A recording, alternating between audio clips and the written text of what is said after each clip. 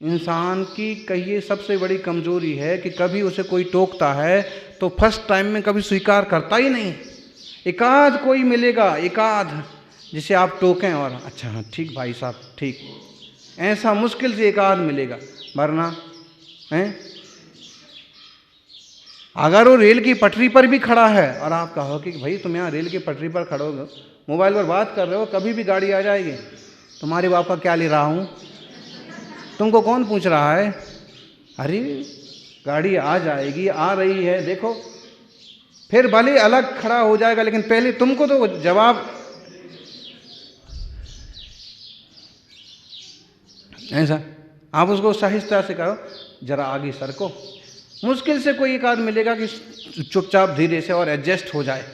आगे जगह भी नहीं है तो भी थोड़ा सा हिल डुल के कोशिश करे आपको दिखाने की कि मैंने आपकी बात मानी, ऐसा एक आध मिलेगा।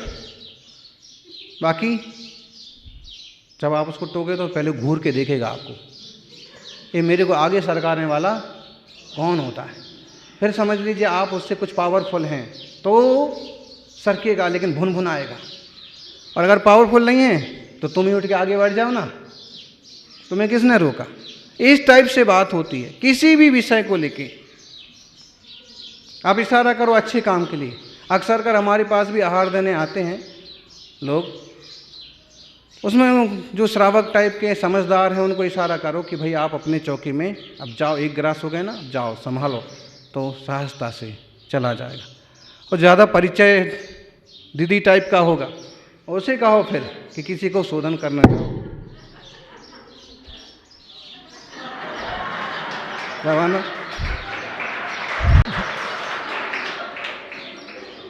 मतलब वो सहजता से जाए कि ठीक जो आज्ञा या हम शोधन करने के लिए जा रहे, ऐसा नहीं। एकांत कोई निकलेगा वो ठीक है कि वो समझदार हो और अपना काम करके और आगे बढ़ जाए, वरना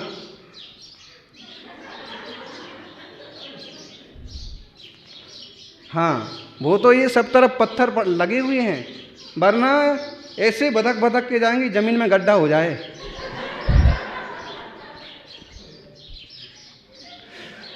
ऐसा पक्के लोहे के दरवाजे क्यों लगाए गए मालूम है आप लोगों को? घरों में भी कि जब कोई महिला यूं नाराज होती है तो दरवाज़ा कैसे बंद करते हुए जाती है, खोलते हुए जाती है। नाराज को आप बुलाओगे तो दरवाज़ा यूं खोलेगा एकदम बिल्कुल जैसे पूरा पाकिस्तान बॉर्डर खुल रहा हो। और अगर आप नाराज हो के कोई जा रहा है, खासकर स्त्री वर्ग, दरवाज़ा इस ढंग से भड़ाक से खुलेगा कि जैसे आप विस्फोट चालू हो गए। अभी इतनी ज़्यादा असंतुष्टि किस बात की? थोड़ा तो धैर्य रखो, किसी ने कुछ बोला है, कुछ कहा है, कुछ समझाया है, तो उसको थोड़ा तो लेना सीखो ना।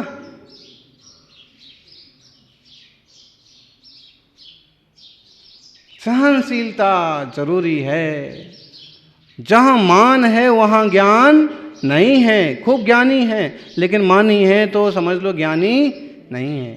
ज्ञान से तो मान जाता है, ज्ञान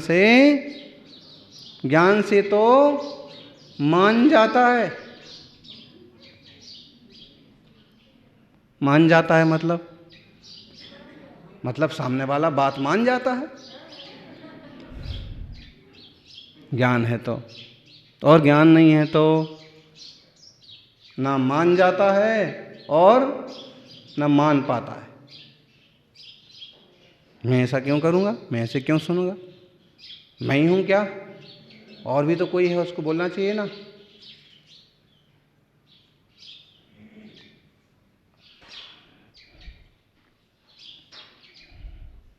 समझना।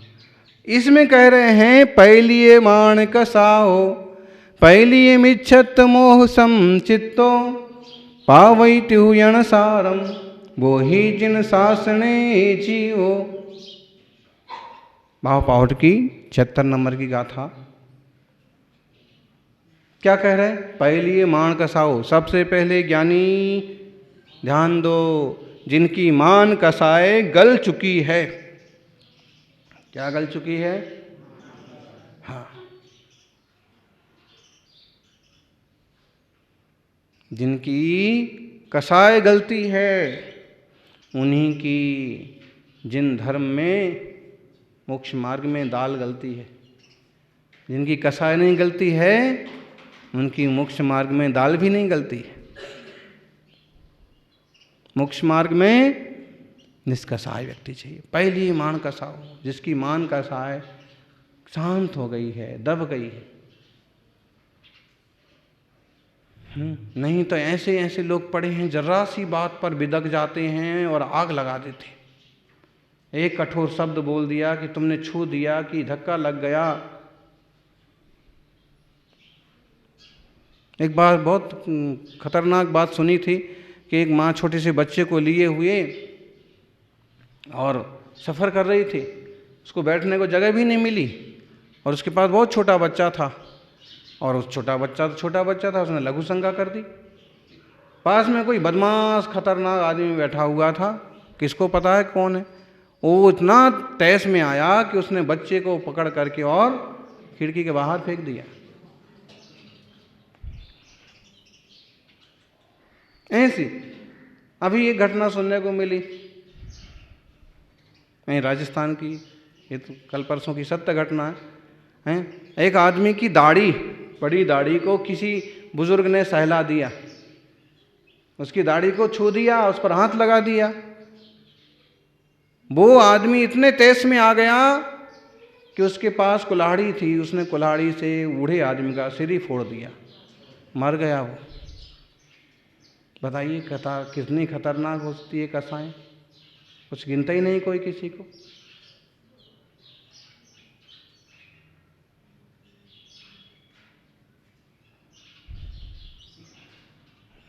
अभी कोई जमीन के विवाद को लेकर के हैं और एक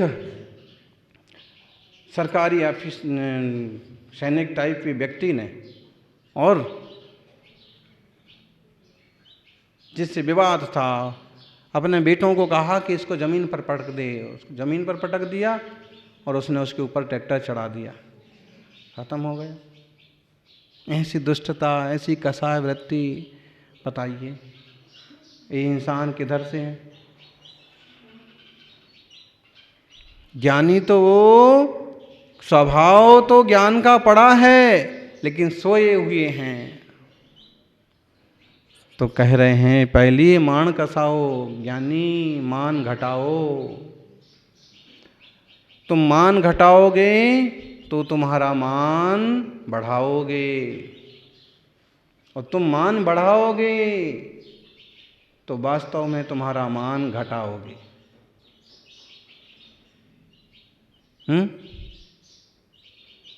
समझे? अगर तुम मान के घोड़े पर चढ़े रहोगे तो कौन तुम्हारी कीमत करेगा, लेकिन विनम्रता से पेश आओगे तो तुम्हारा मान लोगों की नज़र में बढ़ेगा। पहली मान कसाओ। और सीधी बात है कि आत्मा के स्वभाव से बाहर है, यह स्वभाव ही नहीं है। जो स्वभाव नहीं है उसके प्रभाव में इतना क्यों रहना। शांत रहो ना, सास रहो ना। तो मान की बात कही है लेकिन सब कसायों को घटाने की बात हो रही एक तरह से। मैं पहली मान कसाओ, मान कसाय को घटाओ, छोड़ो। और पहली मिच्छत मोह समचित्तो, मिथ्यात्व को, मोह को भी खत्म करो, समचित्त वाली बन जाओ। कैसे बनो?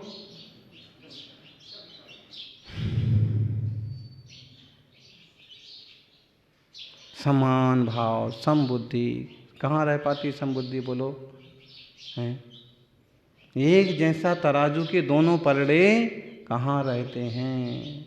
और जिसके मन के तराजू के दोनों पलड़े एक जैसे हो गए, समझ लो यह समभाव वाला सच्चा समता भावी संत।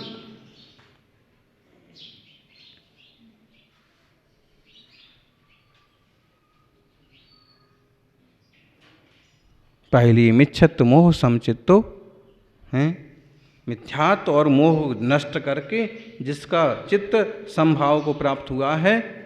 पावई त्युहण सारम बोहि जन शासने जीवो, ऐसा जीव ही तीन भुवन में सारभूत बोधि को पाता है जिन शासन में। अच्छा, पीछे से कुछ छुआ और आपको गुस्सा आ रहा था कि किसने मुझे यूं करा है, और पीछे मुड़ के देखा आपने, तो समझ लीजिए सांप। अब गुस्सा करोगे? अब डर के भागोगे? समझ लीजिए कि लकड़ी या ठूंठ, अब गुस्सा करोगे? नहीं। या समझ लीजिए अपने से बड़ा, बहुत बड़ा व्यक्ति, बॉस, गुरु, तो अभी यूं इसमें थे कि किसने छुआ है, लेकिन जैसे उधर मुंह किया तो तुरंत गलती हो गई, क्षमा करना।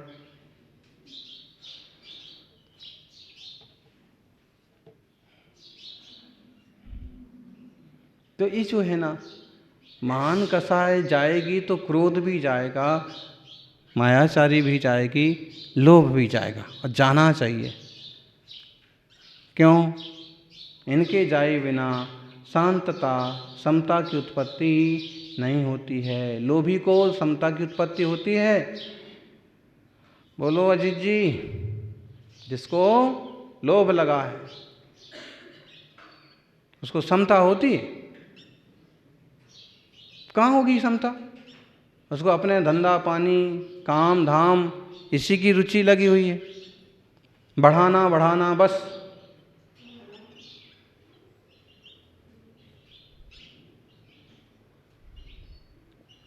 लेकिन जो समता भावी हैं मुनि, वो सहज रहते हैं। अच्छा, अगर किसी मुनि को भी किसी तरह का लोभ पैदा हुआ है, मान लीजिए, तो फिर वो उसका उपयोग भी सारा उसी में लगता है, सारा।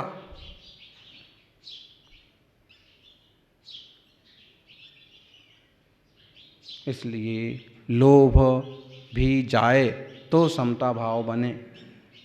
लोभ जाए, मान जाए तो माया भी गई। क्यों? मान की रक्षा के लिए, लोभ के लिए ही तो करता है व्यक्ति मायाचारी। कम तौलना, मिलावट खोरी करना, ऊंचा नीचा करना, बदमाशी करना, लोभ आदि कसायों के कारण से करता है। जो मान गल गया उसकी सारी कसाएं जैसे गल गईं।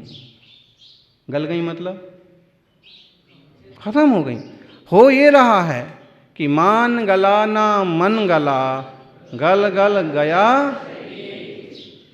माया तृष्णा ना गली, अतः सहे भव। भव पीर क्यों सह रहा है? बोलो, संसार संबंधी दुख क्यों उठा रहा है जीव? क्यों? क्योंकि न तो मान गला है और न मन भी गला, और शरीर तो गल गल गया, खूब गल गया। अरे शरीर का क्या हाल होता है। दूसरे कहीं की घटना पढ़ रहे थे अभी कि 4 माँ बेटे, माता मतलब परिवार के चारों सदस्य, हम दो हमारे दो, चारों के चारों, पता नहीं किस ढंग से उनकी हत्या हो गई, कि आत्महत्या कर ली, कि मर गए। और जब बदबू आने लगी तो लोगों ने खोल के देखा, पुलिस ने खोल के देखा तो शरीर पर कीड़े पड़ गए, शरीर गल गया। एक दूसरा, एक कोरोना का ऐसा समाचार चित्र देखने को मिला था कि वह आदमी कोरोना से मर गया है। अब वो जो पड़ा है 15 दिन तक उसको किसी ने देखा ही नहीं, उसकी हड्डियां निकल गईं, भयंकर बदबू आने लगी, कीड़े उसका मांस खा गए।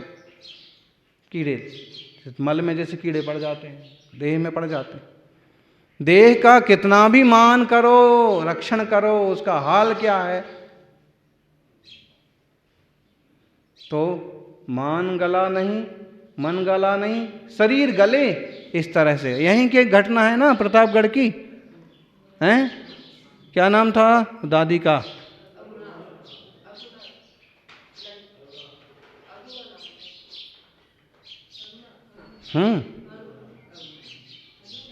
आप जानते हो? ऐसा वहीं माने मंदिर के पास में ही रहती थी, और पर्यूषण के दिनों में भी जब बाहर नहीं दिखी, हाँ, उसके दूसरे दिन, उसी दिन, हाँ, तो ये यहाँ बिजी थे, इन्हें देखा नहीं, किसी ने पूछा नहीं। रिश्तेदारों ने जब फ़ोन किया तो 3 दिन तक फ़ोन उठाया नहीं। तो फिर खोज की, क्या हुआ है, तो देखा कि शरीर में तो कीड़े लग गए। कैसे मरे हैं, हार्ट अटैक आया है, क्या हुआ है, वो तब की बात है। लेकिन शरीर में जैसे लाइट में मरे हुए कीड़े को चींटियां लग जाती हैं, उठा के ले जाती हैं ना, ऐसे इस शरीर का हाल होता है। इसलिए ज़्यादा अहंकार क्या करोगे इसका? मान गला नहीं, मन गला नहीं, शरीर तो गल गए, गलते ही हैं। पुद्गल का स्वभाव क्या है? पूर्ण गलन। लेकिन मन नहीं गला, क्यों? मन पुद्गल नहीं है, वो चेतना की वैभाविक परिणति है। मान कसाय भी नहीं गली, क्यों? पौद्गलिक नहीं है, वो चेतना की वैभाविक परिणति है। लेकिन एक बात है कि वैभाविक है इसलिए गल सकती है, लेकिन गलेगी नहीं, गलाई जाएगी तो गलेगी। देह तो ना भी गलाओ तो भी गल जाएगी, तन तो ना भी गलाओ तो भी गल जाएगा, लेकिन मन गलाना पड़ता है तो गलता है। इसलिए कहा है इसमें पहलिए मान कसाओ, मान कसाए आदि कसाए घटाओ। मान गला ना मन गला, गल गया शरीर। और माया तृष्णा ना गली, मायाचारी भी नहीं गली, तृष्णा भी नहीं गली। बूढ़े बूढ़े लोगों की तृष्णा भी कहाँ गलती है? युवाओं की तो छोड़ो, बड़े बड़े लोग भी अपनी तृष्णा नहीं रोक पाते। उनको भी सुंदर दिखने का, अच्छा खाने का, मटक झटक का, सब चीज़ का शौक रहा आता है।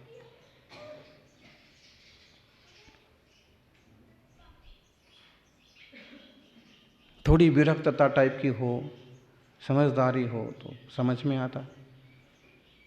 तो माया तृष्णा ना गली, और ये नहीं गले हैं, इसलिए भव की पीर इस जीव को सहन करना पड़ रही है। भव की पीर, भव के दुखों से बचना है तो थोड़ा सा निष्कसाय हों, थोड़ा सा शांत हों।